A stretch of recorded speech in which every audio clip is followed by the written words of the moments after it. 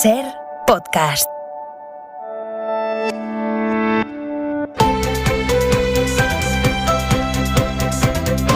En la cadena SER, hora 25.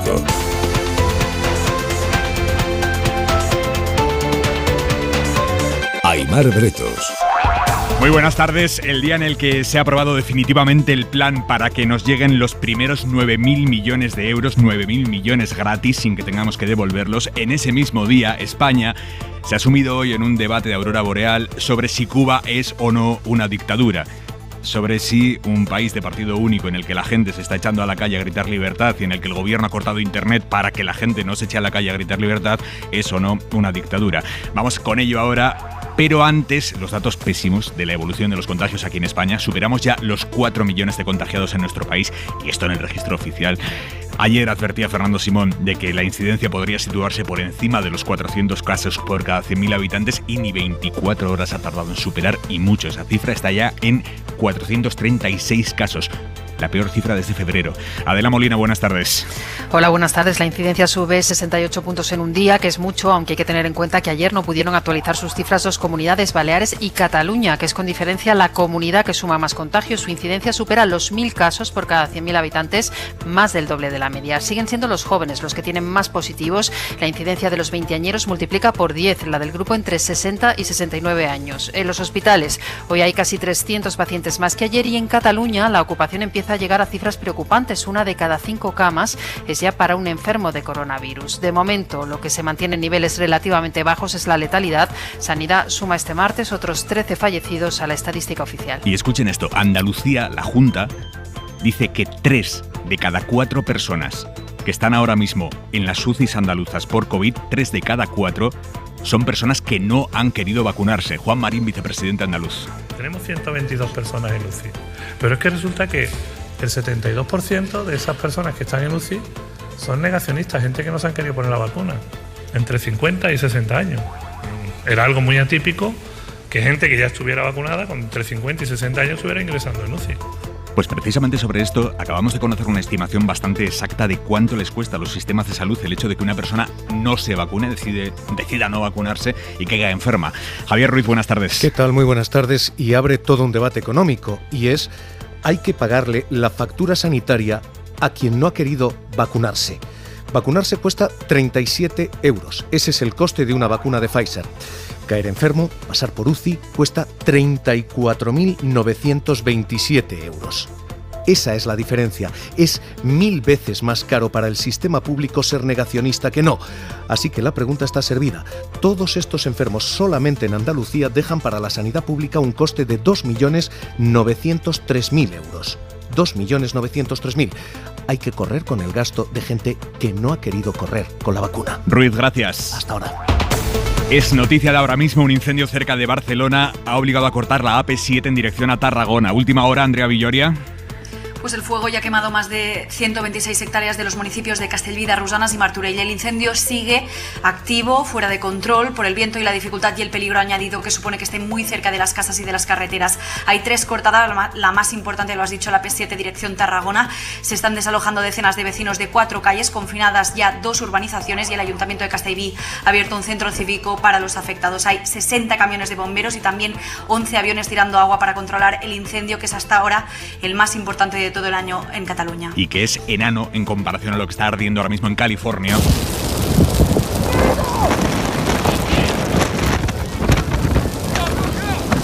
Las altísimas temperaturas, el récord de calor está dificultando la lucha contra el incendio más grande del año. Allí en Estados Unidos ha ardido ya 37.000 hectáreas, más que todo el año pasado. El fuego ha obligado a evacuar a más de 3.000 personas por ahora y amenaza a bosques nacionales.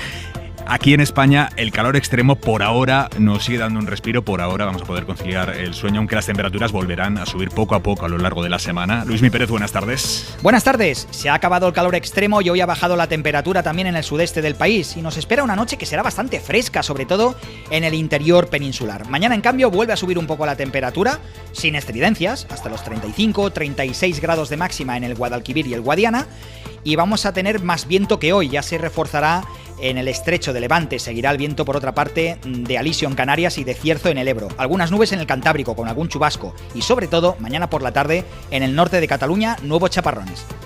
Ahí media hora 25 deportes. Sonia Luz, buenas tardes. Hola, buenas tardes. La UEFA ha anunciado esta tarde que va a abrir procedimiento disciplinario a la Asociación Inglesa de Fútbol por los gravísimos incidentes antes de la final de la Eurocopa el domingo contra Italia. En el Real Madrid, Florentino Pérez ha anunciado que va a tomar medidas contra la persona que grabó de manera ilegal una conversación en la que Pérez criticaba a Iker Casillas y a Raúl, audios del año 2006 que hoy han sido publicados. Seguimos en la cuenta atrás para los Juegos de Tokio. La selección de fútbol está viajando ahora mismo a la capital japonesa. Por cierto, que no estará en los Juegos el tenista suizo Roger Federer al sufrir una recaída en su lesión de rodilla. Y en el Tour, victoria de etapa para Conrad, no hay cambios en la general, mañana etapa de Pirineos. Así empieza Hora 25. Vamos a escuchar la celebración del Gobierno de España hoy ya con este plan aprobado para los primeros 9.000 millones de euros europeos. Creo que lo importante es que no es un plan solo de inversiones, que el éxito de este plan es que es un plan de reformas. Hoy, de hecho, el Ejecutivo ha aprobado una partida de más de 4.000 millones de euros para impulsar el coche eléctrico. Con ese dinero, más de 1.600 para la rehabilitación de viviendas, edificios públicos. Carlos Sevilla. Sí, en concreto 4.295 millones de euros que el Ejecutivo va a destinar al primer proyecto estratégico financiado con los fondos de recuperación europeos. Un proyecto para transformar la industria del automóvil y avanzar hacia la movilidad eléctrica y conectada. Reyes Maroto, ministra de Industria. Nuestro objetivo a 2023 es alcanzar 250.000 vehículos eléctricos matriculados y en torno a 110.000 puntos de recarga en toda la red. Como dices, el Ejecutivo también repartirá 1.630 millones de euros entre las comunidades autónomas para la ejecución de programas de rehabilitación de viviendas y de edificios públicos. La cuantía máxima de las ayudas será de 24.000 euros por vivienda. La vicepresidenta económica y vicepresidenta primera, Nadia Calviño, ha insistido esta tarde en que el Gobierno sí está comprometido en subir el salario mínimo interprofesional, aunque, mantiene Calviño, ahora la prioridad, dice, es impulsar la recuperación económica, con lo que eso quiere decir. Mañana, por cierto, Calviño a las 9 aquí en Hoy por Hoy con Pedro Blanco a las 9 de la mañana. Este asunto, el del salario mínimo, tiene a los sindicatos cabreados con el Gobierno. Comisiones Obreras y UGT exigen al Gobierno negociación, critican que Calviño no les haya reunido, que se vayan enterando de sus intenciones a través de los medios, anuncian movilizaciones, por cierto. Rafa Bernardo. Las concentraciones de mañana por el salario mínimo son en general ante las delegaciones del Gobierno en torno al mediodía, pero en Madrid ante el Banco de España, siempre reticente a aumentar el SMI. Los sindicatos exigen al Gobierno que les llame ya a negociar. Pepe Álvarez, UGT, Unai Sordo, Comisiones. Es poco elegante que todas las noticias que tengamos sobre el SMI las conozcamos porque la vicepresidenta primera hace intervenciones en los medios de comunicación. Y mañana vamos a situar un mensaje fuerte y fuerza sobre la necesidad de retomar esa negociación y subir el SMI en el año 2021. A las protestas por el SMI le van a seguir las de la luz, pero esta vez no organizadas por los sindicatos, sino por Facua, la Plataforma de Afectados por la Hipoteca, la Alianza contra la Pobreza Energética y el Sindicato de Inquilinos. Serán el jueves a las 8:30 de la tarde en 45 ciudades ante edificios del Gobierno y también de las eléctricas. Crecientes protestas en la calle con las que va a tener que lidiar un Gobierno renovado. Hoy hemos asistido al estreno de la nueva portavoz del Ejecutivo, nuevos ministros. Buenas tardes, gracias por la espera. Espero estar a la altura de las circunstancias en mi tarea de portavoz. Me tienen a su disposición, soy de 7 días 24 horas. Acepto este reto con toda la humildad y el respeto que decía siento por ustedes. Espero que nada se quede sin respuesta. La nueva portavoz del Gobierno, Isabel Rodríguez, precisamente que nada se quede sin respuesta va a ser o debería ser el trabajo del último, la última incorporación al Gobierno, no paran los cambios en el Ejecutivo. Se ha confirmado esta tarde que el exdiputado del PSC, Francesc Vallès, va a ser el nuevo secretario de Estado de Comunicación. Nuevo secretario de Estado de Comunicación, sustituyendo a Miguel Ángel Oliver. Inma Carretero, buenas tardes. Buenas tardes. Quiere el presidente a un político al frente de la Secretaría de Estado de Comunicación y, según ha adelantado el periódico, Francesc Vallès, el exdiputado del PSC por Tarragona, es la persona elegida por Pedro Sánchez. Cambia de modelo porque en la actualidad ese puesto lo ocupa el periodista Miguel Ángel Oliver. En su caso ha trabajado todo este tiempo bajo el paraguas de Iván Redondo, que era realmente el estratega de comunicación del presidente. A Francesc Vallès lo conoces Sánchez como compañero de grupo parlamentario porque estuvieron juntos en el Congreso. En 2016 dejó la Cámara, es profesor de Derecho Constitucional en Barcelona y ahora se va a encargar de dirigir la comunicación del Gobierno. La intención del presidente es que su nombramiento se produzca el martes que viene en el Consejo de Ministros. Hoy la verdad es que el mensaje público, la que de un pelín desenfocado al Gobierno, se le ha cruzado Cuba hoy y se le ha cruzado la posición de Unidas Podemos sobre Cuba. ¿Cuba es una dictadura o no? ¿O lo considera usted una dictadura o no? Yo no lo considero una dictadura. Es Alejandra Jacinto, Unidas Podemos. Lo mismo contestaba otra portavoz de la coalición, Aina Vidal. No considero, en este caso, el gobierno cubano como una dictadura. Eso sí, le pedimos en todo caso al gobierno cubano que, por supuesto, permita con total transparencia cualquier tipo de manifestación. Y todo esto le ha estallado hoy a la nueva portavoz del gobierno en su primera rueda de prensa como portavoz tras el Consejo de Ministros. Si para este gobierno Cuba es o no una dictadura. Gracias. Creo que no hay duda de que España es una democracia plena, que defiende la democracia, los derechos y las libertades, y por tanto no puedo ser más rotunda. Esa es la posición de su gobierno, que no hay duda de cuál es la posición de nuestro país en relación a la defensa de los sistemas políticos, la democracia. Yo querría volver al tema de Cuba, porque ustedes tienen unos socios de gobierno formados por dos partidos, que son Podemos e Izquierda Unida, cuyos algunos de sus dirigentes y miembros más destacados han insistido en que no creen que Cuba sea una dictadura. No sé si se comparece la visión que tienen sobre la situación de Cuba en el sector socialista con sus socios de Unidas Podemos. Me van a disculpar, pero si no voy a interpretar, que creo que tengo mayor conocimiento o identificación de lo que puede estar ocurriendo en las cabezas de mis compañeras que tengo aquí en estos momentos, mucho menos puedo interpretar la voluntad o el ideario de otro partido político. Usted no habla de las ideas de otro partido político, bueno, es el partido socio de coalición, entonces, ¿cómo se resuelve esto? Yo les insisto, soy la portavoz. Bueno, y así varias veces. Esto le ha servido al PP para atizar hoy al gobierno. Teodoro García Egea, Cuca Gamarra. El gobierno de España no está condenando la dictadura. Ese comunicado que sacó el gobierno de España hace unas horas no condena expresamente la dictadura cubana y, por tanto, en este momento, Sánchez debe tomar el mando de su gobierno y no dejar que los ministros de Podemos ejecuten la política internacional. Quien tiene que hablar y quien todavía se mantiene en silencio es el presidente del Gobierno de España. Y hay una parte del Gobierno de España que está apoyando el régimen cubano. Bueno, en cualquier caso, la posición oficial del Gobierno la ha fijado hoy el Ministerio de Exteriores. Rafa Panadero. El nuevo ministro José Manuel Álvarez, vía Twitter, ha recordado que España defiende los derechos humanos sin condiciones y ha requerido la liberación inmediata de Camila Costa, periodista cubana, corresponsal del ABC, detenida tras haber informado de las manifestaciones del domingo.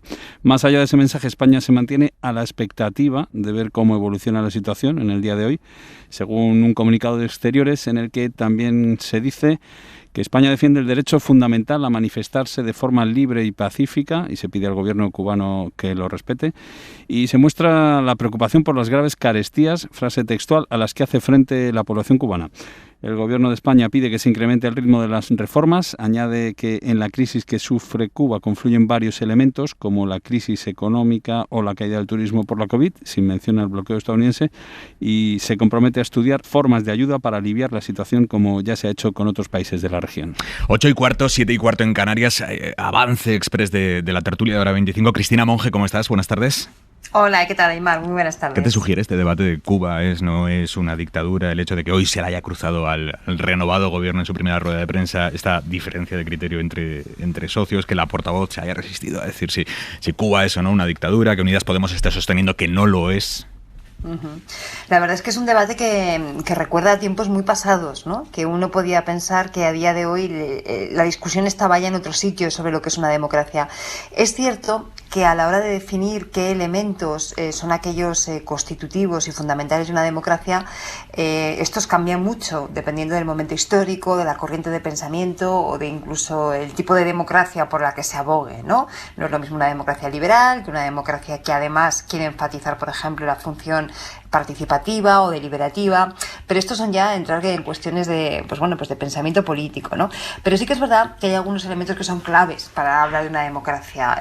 Algunos de ellos, solamente el imperio de la ley, la separación de poderes, clarísimamente, el pluralismo político, fundamental, para que podamos hablar de democracias por lo menos mínimamente homologables a lo que en Europa entendemos como tal, y una serie de derechos y libertades fundamentales. Hay muchos, pero yo creo que en este caso hay dos a destacar: la libertad de expresión y, por supuesto, los derechos de asociación y manifestación. A mí me cuesta pensar que con lo que estamos viendo que está ocurriendo en Cuba en las últimas horas se pueda calificar de una forma clara Cuba como una democracia, ¿no? Me cuesta pensarlo como tal.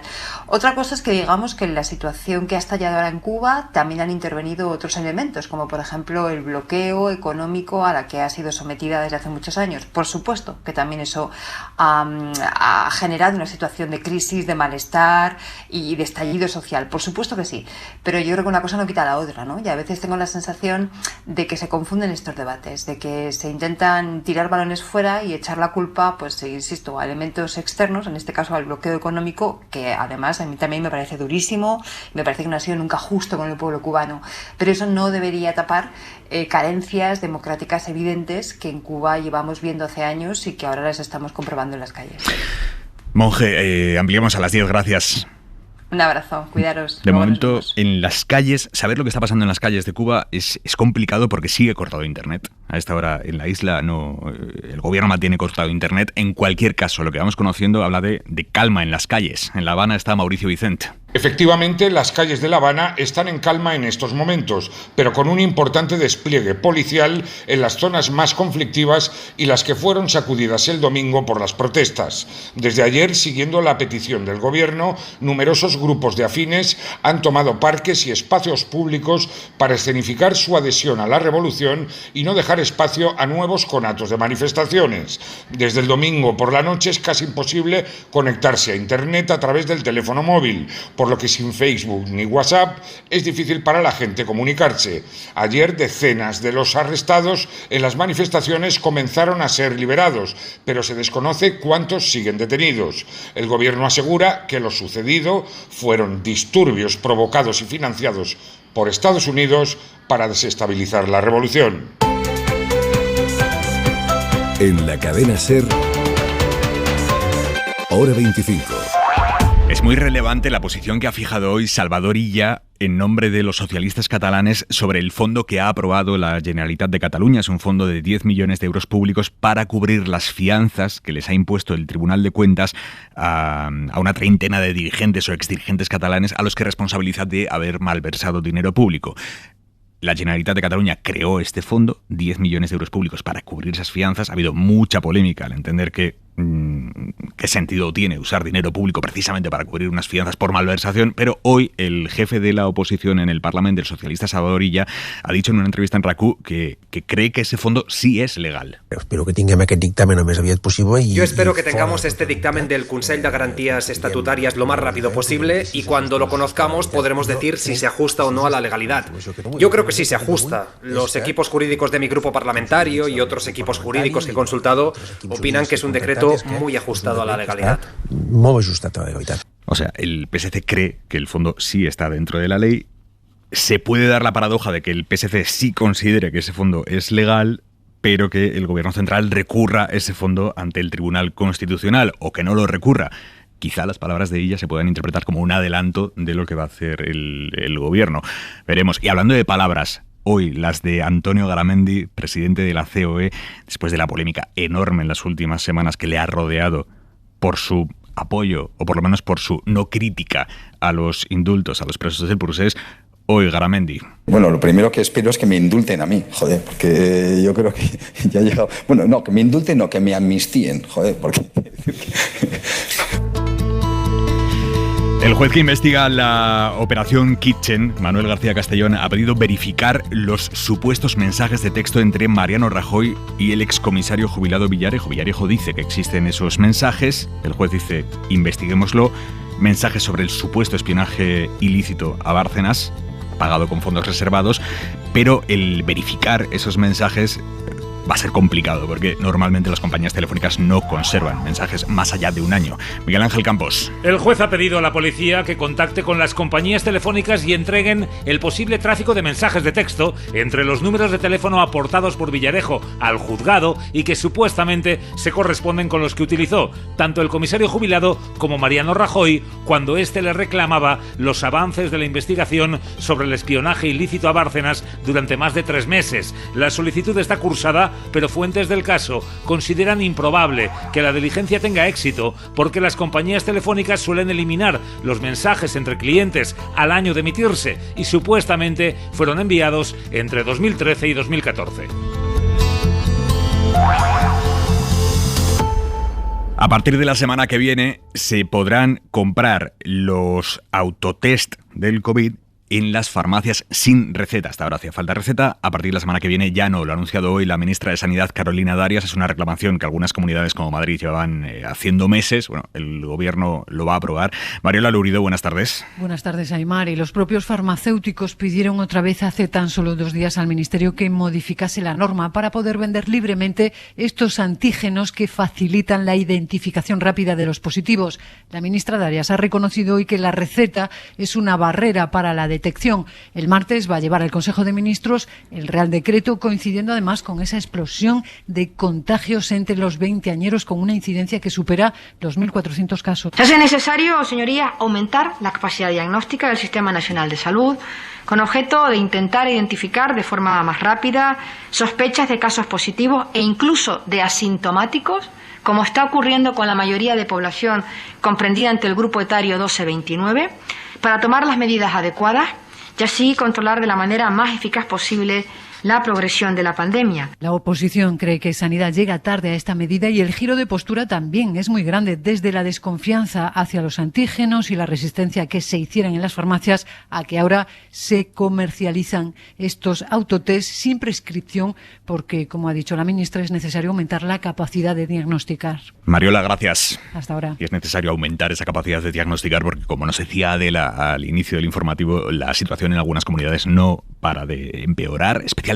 en Cataluña. Ha registrado más de 8.000 nuevos contagios en las últimas horas y esa comunidad estudia volver al toque de queda en algunos municipios, tal y como ha hecho la Comunidad Valenciana. Bueno, Cataluña también se lo plantea. Pere Aragonés, presidente. Otras medidas como un posible confinamiento nocturno están encima de la mesa y las estamos evaluando conjuntamente con los ayuntamientos que evidentemente cualquiera que sea la decisión se verán afectados y a partir de aquí en las próximas horas, en los próximos días vamos a tomar una decisión al respecto.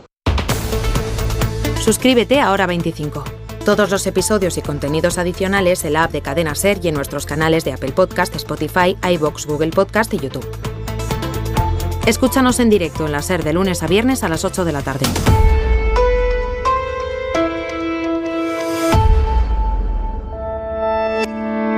Cadena SER. La radio.